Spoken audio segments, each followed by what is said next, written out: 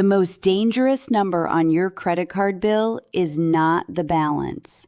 It is the minimum payment. Because the balance looks scary, but the minimum payment looks reasonable. The balance says you owe $5,000. The minimum payment says just pay $150 and everything will be fine for now. And that little phrase, for now, is where the trap begins. The minimum payment does not save you. It keeps the debt alive.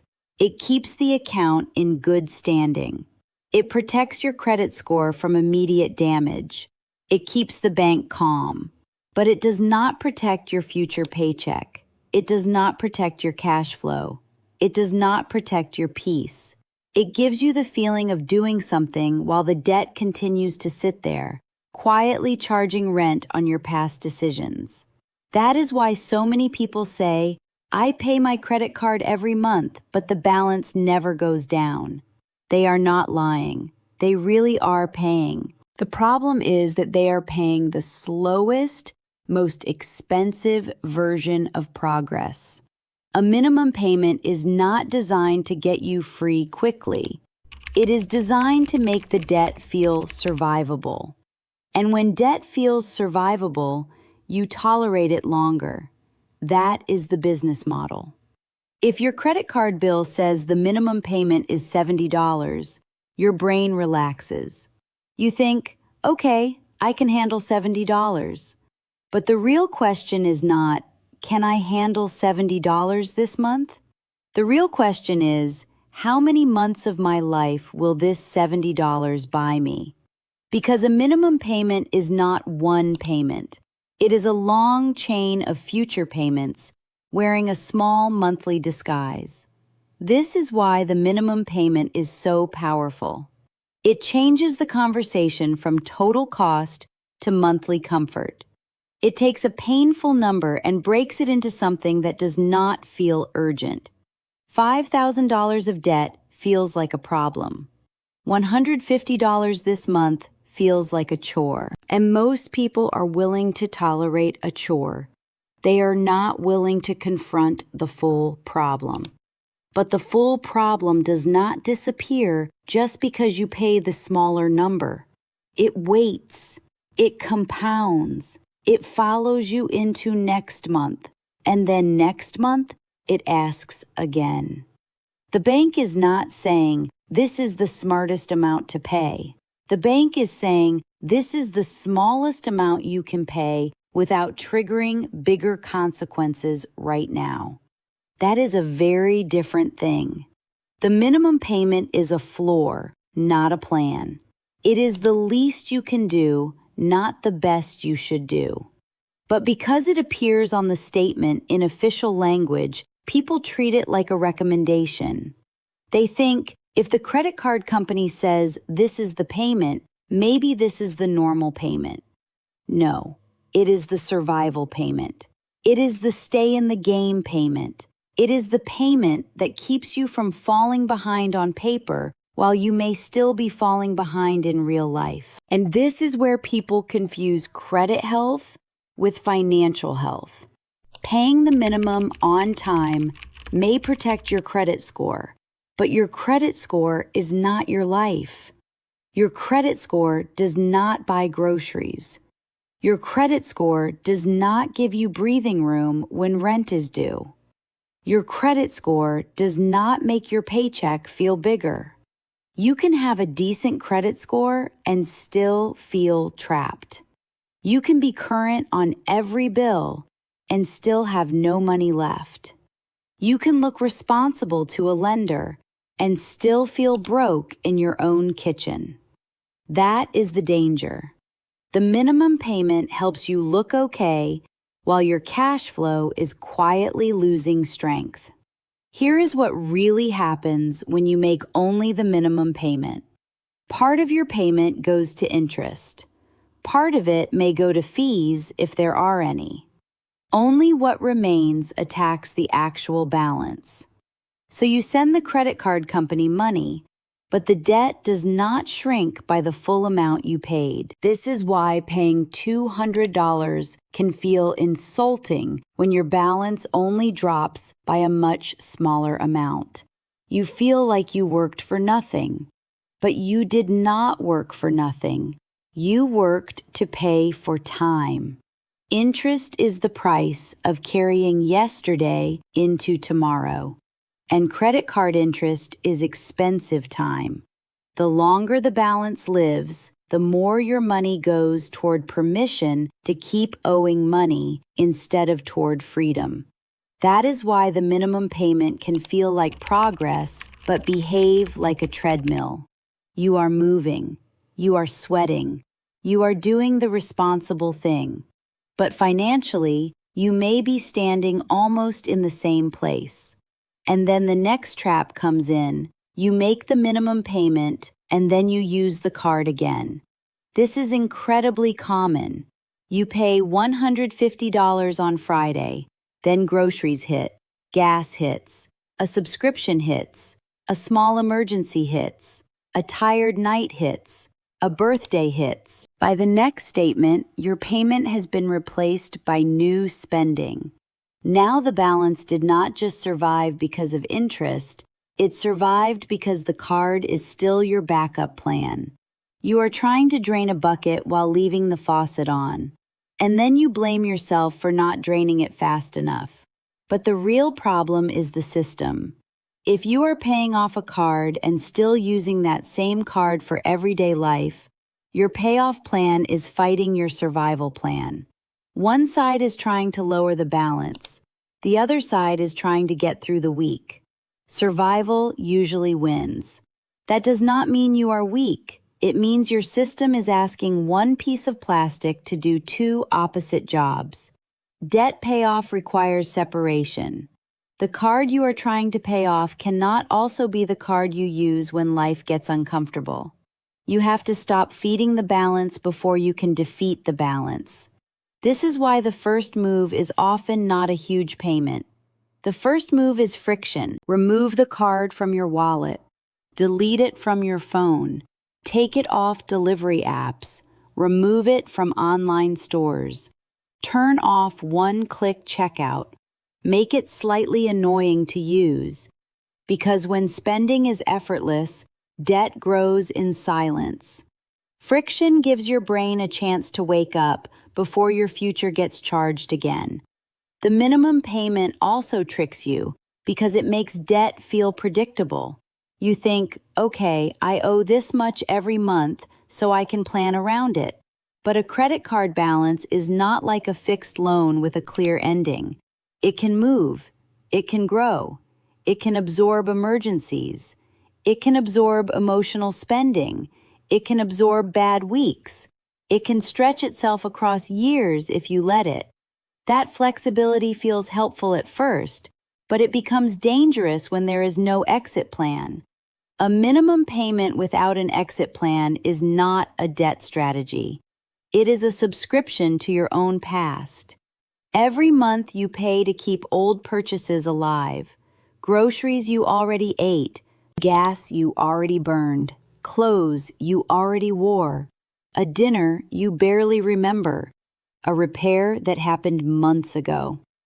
The purchase is gone, but the payment remains. That is why debt feels emotionally heavy. You are not just paying money, you are paying for moments that no longer exist.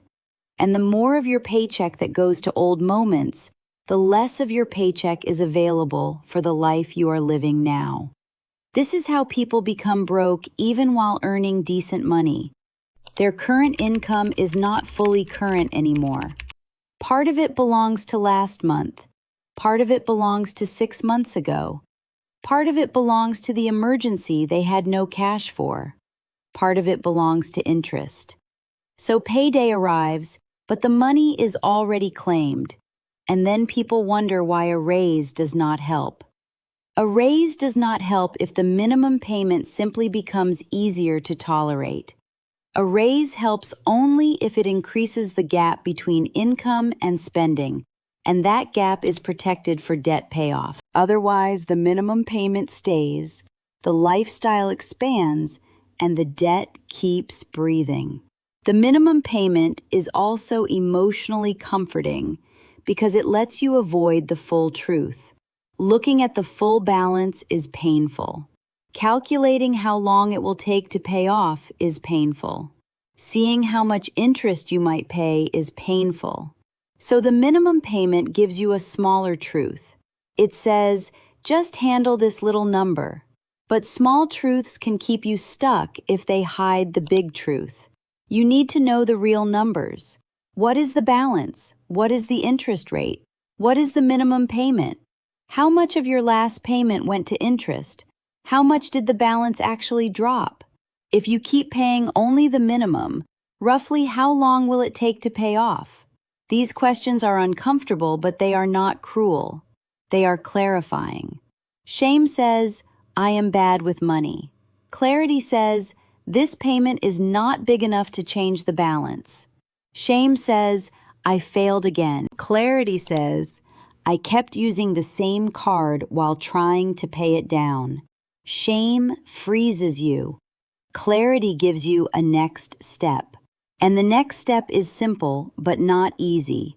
Stop treating the minimum payment like the plan. Treat it like the warning label. If the minimum is $150, your real plan might need to be $300, $500, or more, depending on your income and your balance. Not because you are trying to impress anyone, because the balance only changes when the payment is strong enough to beat interest and new spending. If your payment barely covers interest, the debt lives. If your payment beats interest, but you keep adding new charges, the debt lives. If your payment beats interest and new spending stops, now the balance starts to lose power. That is the turning point. And you do not need a perfect month to begin.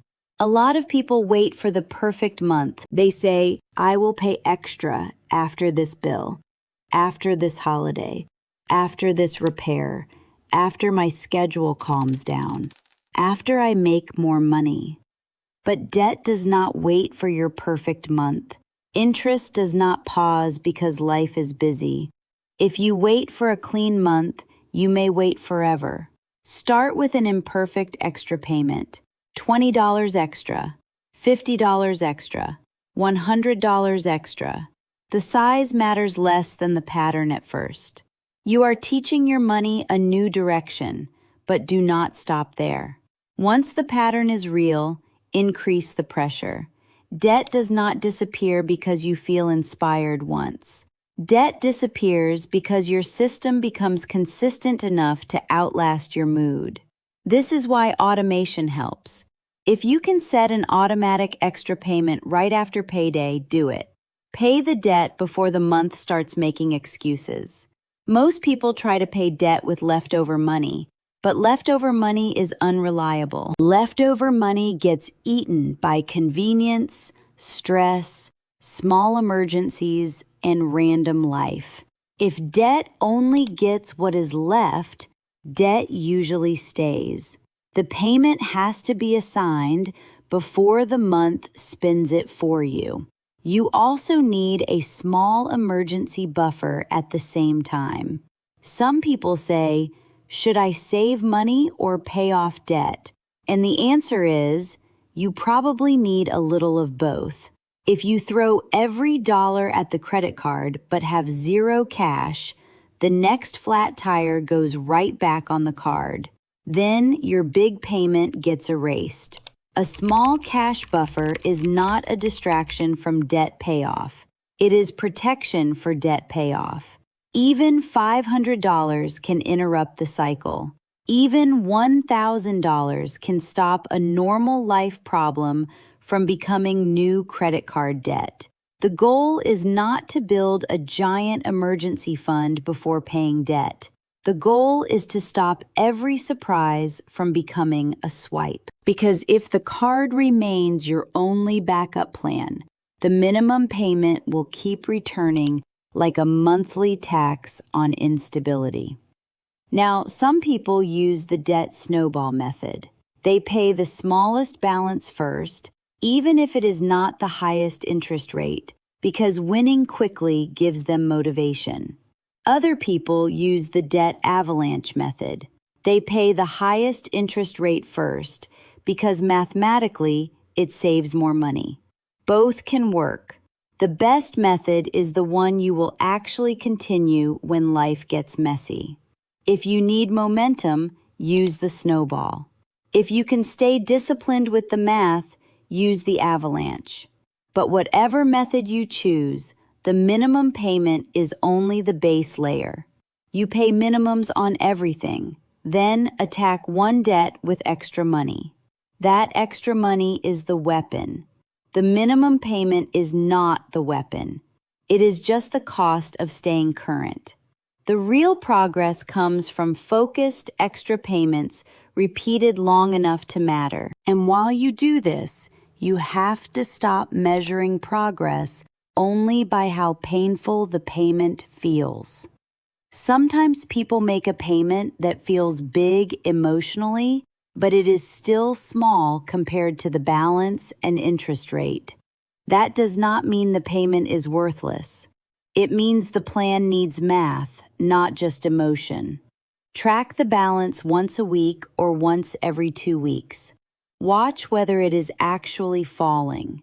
If it is not falling, ask why. Did you add new charges? Did interest eat most of the payment? Was the payment too small? Did a real emergency happen? The answer tells you what to fix. Do not turn every setback into a character flaw. Turn it into information. If new spending is the issue, add friction. If interest is the issue, increase the payment or consider a lower interest strategy if you qualify. If emergencies are the issue, build the buffer. If income is the issue, you may need to increase income or cut a major expense, because tiny hacks cannot fix a budget that is structurally underwater. Be honest without being cruel to yourself. The goal is not to feel ashamed. The goal is to get free. And getting free means understanding that the minimum payment is not neutral. It is quiet, but it has a cost. It costs time. It costs interest. It costs flexibility. It costs the feeling of being able to use your paycheck for your actual life. Every month you carry a balance, part of your income is already gone before you touch it. That is why debt payoff feels like getting your paycheck back. At first, extra payments feel painful because you are sending money away. But later, when the balance falls, something changes. The minimum payment shrinks. The interest shrinks. The pressure shrinks. Your paycheck starts staying with you longer. You begin to see that freedom is not always one dramatic moment. Sometimes freedom is simply fewer hands reaching into your account every month. Fewer old purchases following you around. Fewer bills created by decisions you already regret. That is real progress. So if you are stuck in minimum payment mode, here is the plan. First, stop using the card you are trying to pay off. Second, look at the real numbers, not just the minimum. Third, pay more than the minimum on purpose, not only when you feel motivated. Fourth, create a small cash buffer so life does not keep pushing you back onto the card. Fifth, choose one payoff method and stay with it long enough to see results. Sixth, check the balance regularly and adjust based on facts. Seventh, remember that the minimum payment is not your financial personality. It is just a number on a statement. You are allowed to outgrow it. You are allowed to stop letting it define the speed of your progress. You are allowed to say, I am not going to pay the slowest price for freedom anymore, because the minimum payment will always sound reasonable. That is why it works. It whispers, just do enough for now. But wealth is not built by doing just enough forever. Peace is not built by carrying old balances forever. A strong financial life is built when your money stops serving the past and starts serving the future. The minimum payment keeps the debt alive. Extra payments, stopped spending, and a real plan are what make it weaker. And the moment you understand that, the credit card bill stops being just another monthly chore. It becomes a map. It shows you exactly where your future income is being captured. And once you can see the trap clearly, you can start walking out of it.